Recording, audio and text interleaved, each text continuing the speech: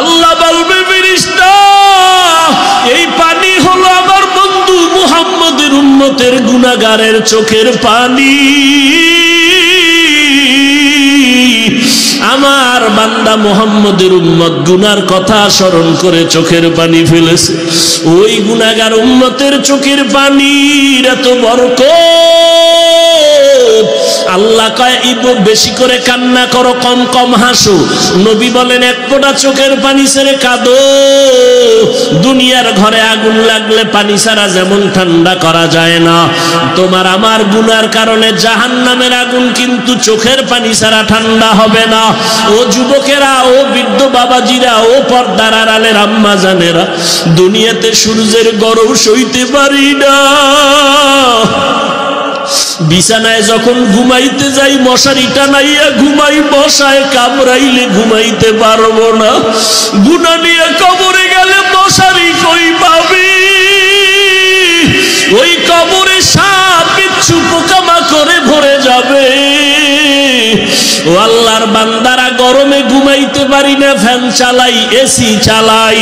গুনাহ নিয়ে কবরে গেলে জাহান্নামের আগুনের গরম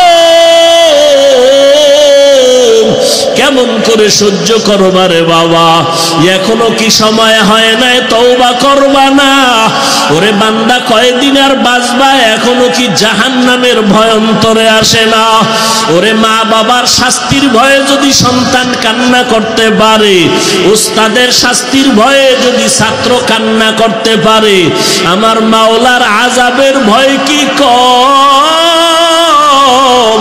ওরে আল্লাহর বান্দা, আযাবের ভয়ে কেন চোখের পানি আসবে না?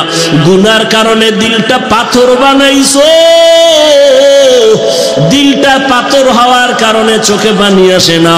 মাওলারে মনে মনে ডাকো আর বলো, দয়ার মালিক দিলটা নরম বানায় দাও, কান্নাওয়ালা চক্ষু দান করো আল্লাহ। ও যুবক, তোমার মতো যুবক স্কুলে পড়ে, কলেজে পড়ে, 5 ওয়াক্ত নামাজি নাই। তুমি একটু চিন্তা করো, তুমি কেন পারো না? তোমার মতো যুবক র্যাব, আর্মি, পুলিশ, বিডিআর এর চাকরি করে, নামাজ ছাড়ে না। তুমি নিজেরে প্রশ্ন করো, তুমি কেন পারো?